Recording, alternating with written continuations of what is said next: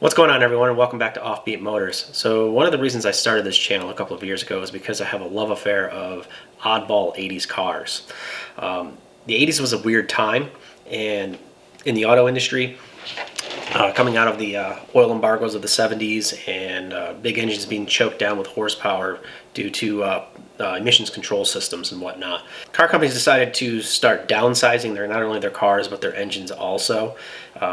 And as a result of the blessed or cursed, depending upon how you want to look at it, there were some pretty odd cars that came as a result of all this. This video is about 5 of those oddball cars that happen to come out of the 80s in no particular order, so I'm not ranking them at all. It just happens to be 5 cars that I personally like that came out of the 80s. And let me know down below in the comments if there's some other 80s cars that are oddball that you guys happen to like as well. So let's get started.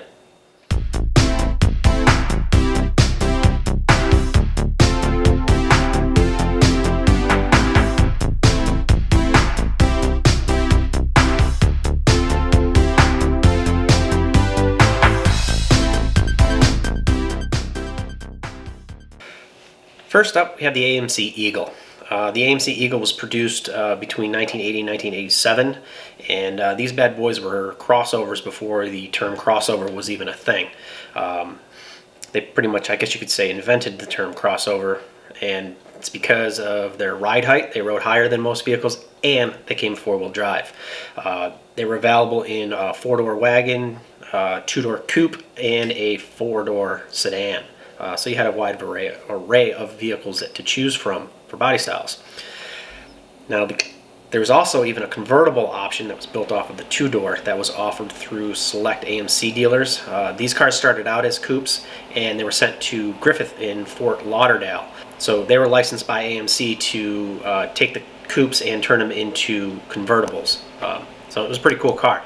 It was a little pricey of an option over the coupe. I think it was right around like $4,000 extra, which was kind of hard to digest, because at the time car companies were trying to be inexpensive, and that's what the AMC brand was at the time as well. With this Eagle, it was an inexpensive alternative car, so it was a hard pill to swallow to go with the convertible. But there are some out there. They're rare, but they're out there and they are cool. They came with 4 cylinders and inline 6s, 3-speed automatic, and you had some that were 4-speed and 5-speed standards.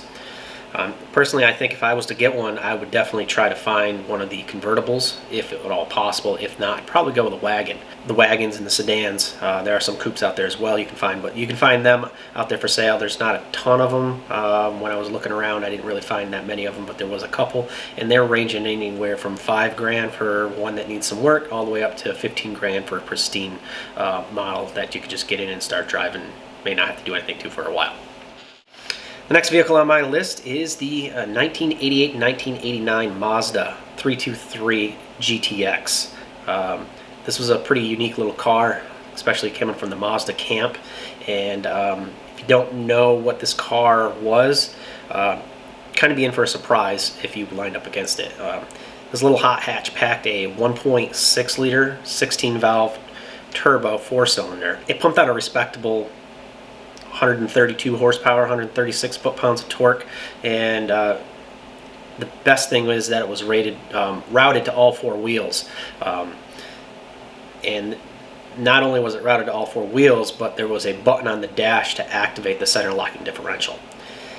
This was enough to propel the around 2,000 pound 323 GTX from 0 to 60 in about 8.7 seconds, which doesn't sound blistering fast in today's standards, but back in the 80s that was a pretty respectable time.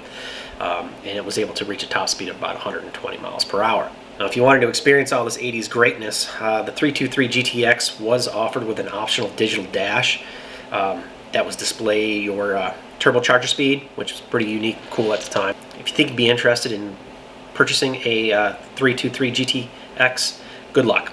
There wasn't a lot of them out there that were sold brand new. It was said that there's about 1,243 of them that were sold, so pretty sure that number's dwindled down quite substantially over the years. If you do happen to find one, you can expect to pay around 10 grand or more.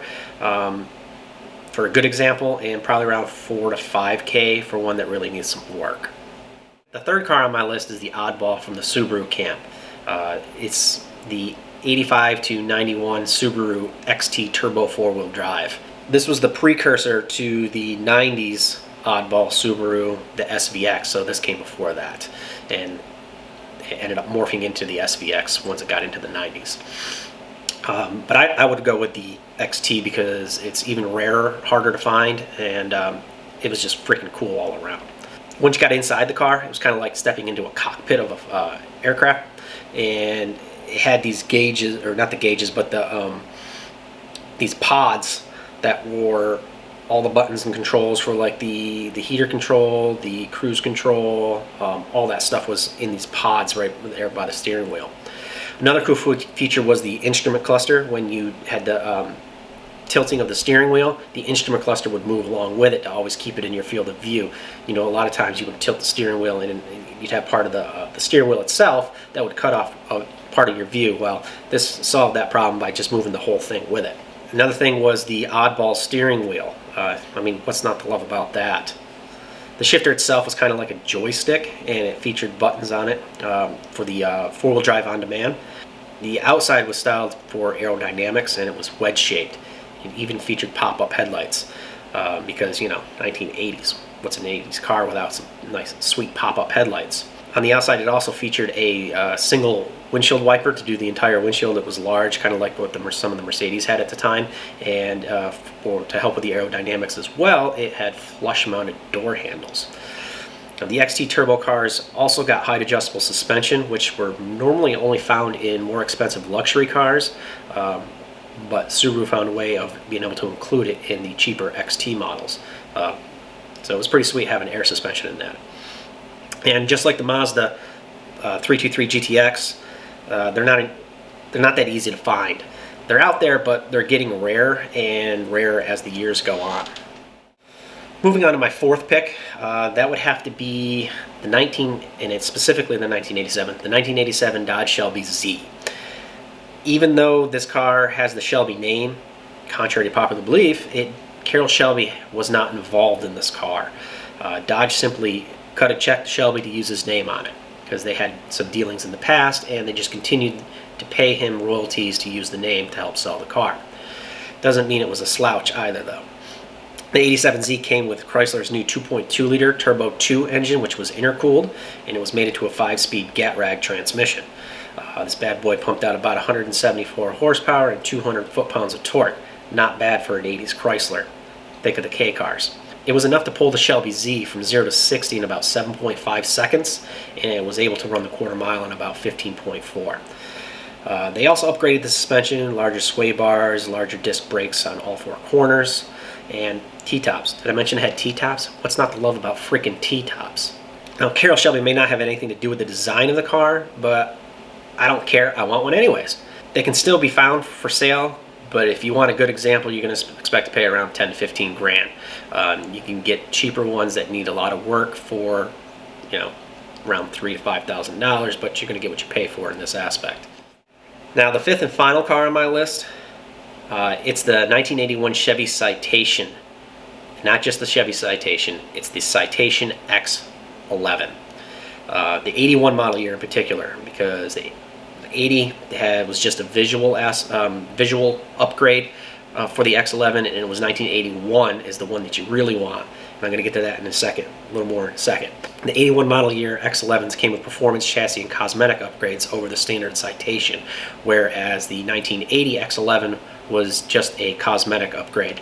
Didn't really do anything for the car. It was basically the same Chevy Citation, just looked a little bit different. The 81 model year actually bumped it up.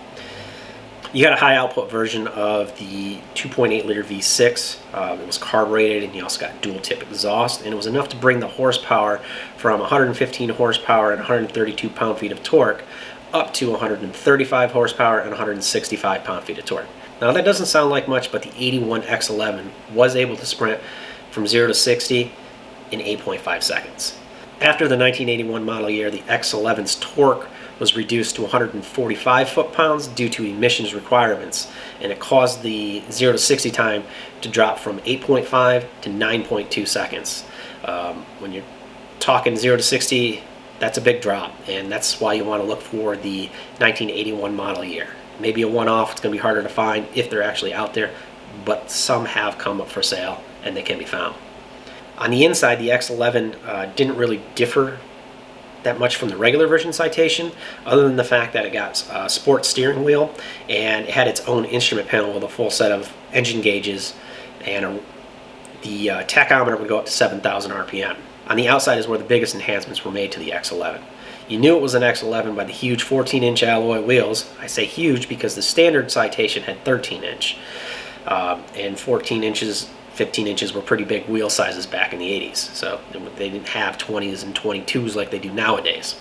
You also got a rear trunk spoiler, sport mirrors, body skirting, and a large X11 graphic on the doors, and a blacked out grille up front. Even though the bow tie and the grille was still chrome, it was the only piece of chrome on the car. The grille was completely blacked out. One of the coolest features of the 81 was the fact that it got a functional cowl induction hood. Under a hard acceleration, there was a solenoid that would open the flap to allow more air in. Now, they're not easy to find, but they do pop up, like I said, for sale occasionally. One sold on Bring Trailer back in 2018 for just around $6,000. And it had like 39,000 miles on the odometer. That's going to probably be one of the better examples you can find, because most of these were driven, and they're going to have a lot more miles on them and probably not going to be as well of good a shape. Most of the ones you're going to probably find are going to be closer to $2,000 to $3,000. That's if you can find them at all. So there you have it. Those are 5 of my favorite 80s oddball cars. Not to say that they're the only oddball cars from the 80s, but they're 5 of my favorite in no particular order. There's more of them out there that I do like, but I just really like these ones, and if I had the space and the means, I would probably own them all if I could. So don't forget to drop comments below and let me know what your favorite 80s odd cars were, and if you like this video, I'm thinking about doing it for trucks and doing the same thing for some 90 oddball cars, because the 80s may have been the oddest of them all, but 90s had some of their doozies as well. So thanks a lot, guys. I really appreciate you watching the video, and don't forget to subscribe to the channel, and I'll catch you guys next time around.